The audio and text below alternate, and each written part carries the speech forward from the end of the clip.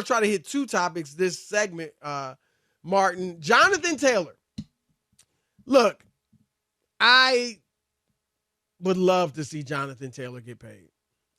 Jonathan Taylor is the best offensive player on the Indianapolis Colts, bar none.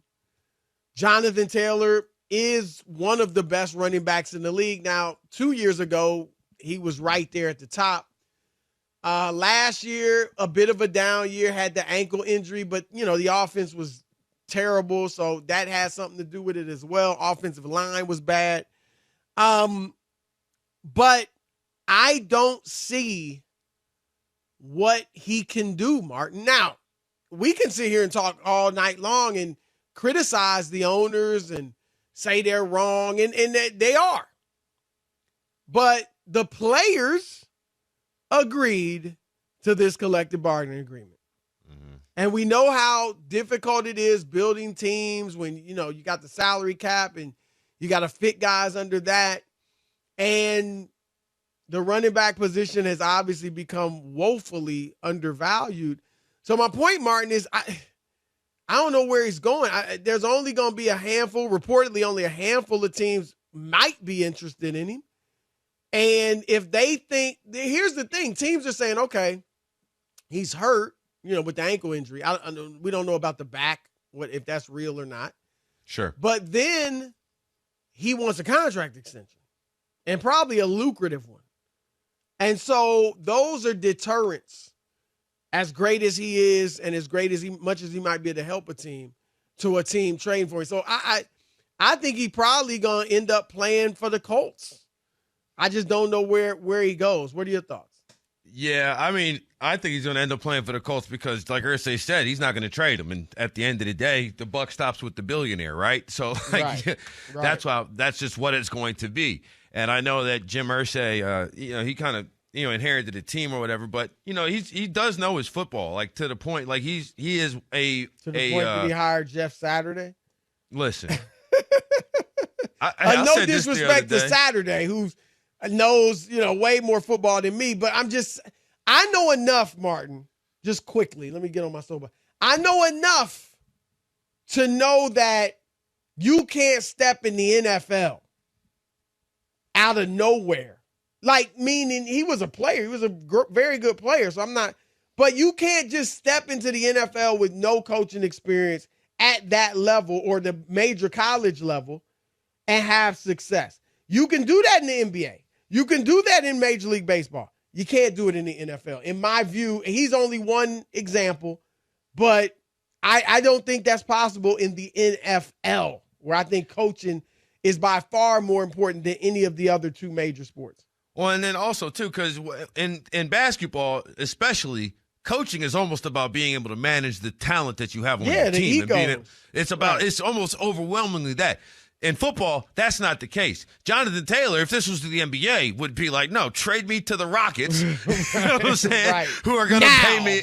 Yeah, who are going to pay me a max salary? Like, that's the way I want it to be done. You know what I'm saying? That's exactly how that would go down. So I do think he'll end up playing for the Colts here.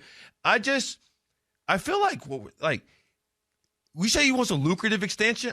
How? Christian McCaffrey's making $16 million, right? And that was then. You know what I'm saying? Like, as great as McCaffrey is, would he necessarily get that nowadays? No, but the thing that is crazy to me, especially with his injury history. Well, it's just the idea, Chris, that you don't want to spend $12 million on Jonathan Taylor for 2-3 seasons? I think that probably gets it done. Like, when you look at the Saquon deal, like, I think if you just were like, hey, all right, we'll pay you out for the next 3 years. Like, it's like nobody's trying to reset the market or break the bank or whatever. And I think people see what time it is. But if you're the Indianapolis Colts and you see that you just drafted Anthony Richardson, you're trying to follow essentially the Philadelphia model of having a mobile quarterback. Like, a lot of what made Philly great was they were able to run the ball effectively outside of Jalen Hurts, right? And Jalen Hurts, for all his flaws as a quarterback, played for Nick Saban and Lincoln Riley. You know what I'm saying? Like, ultimately, like, he had high pedigree, high stock, like, and he worked at it and he got much better.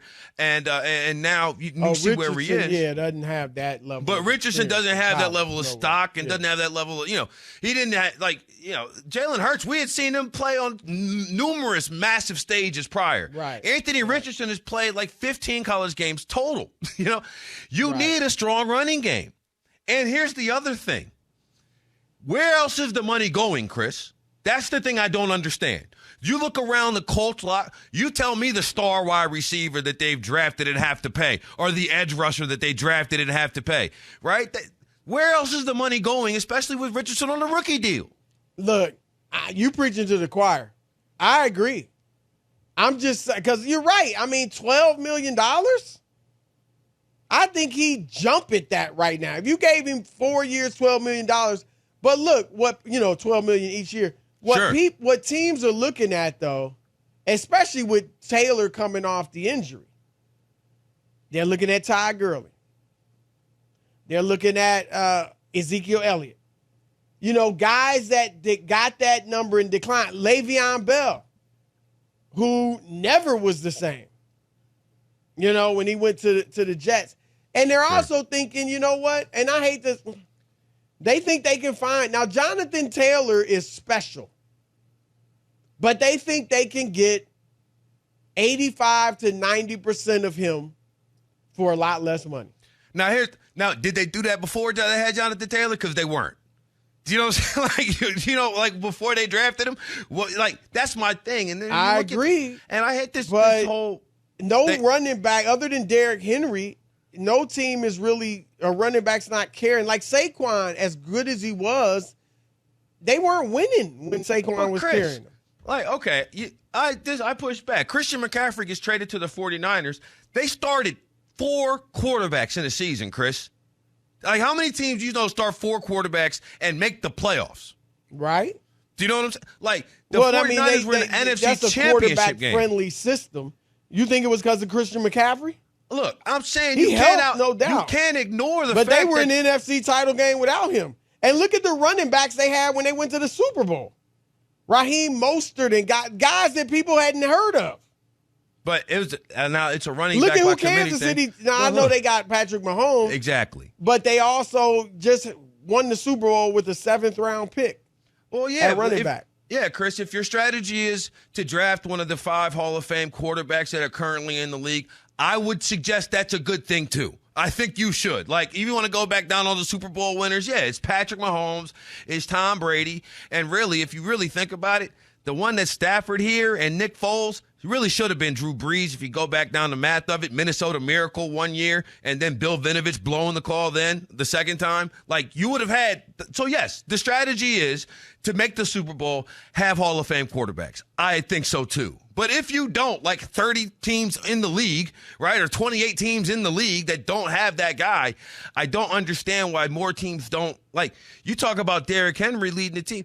That team was in the AFC Championship game 2 years ago, in part because, I'll put it like this, it wasn't because of Ryan Tannehill, and it wasn't because of their offense. There are a couple of backs, a Nick Chubb, a Derrick Henry, a Jonathan Taylor, that are like that. I agree. So that's my thing is even start getting paid Henry like had that. trouble getting his money.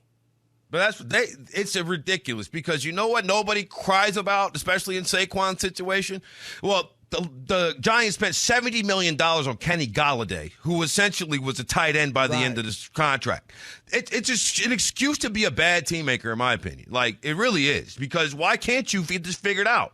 Why can't you get this 2-3 year deal figured out for a guy that's all you really want? But anyway, I know that's nobody cares about the running back market, and I'm just, you know what, Chris, I'm just old enough to remember running the damn ball, and when it mattered.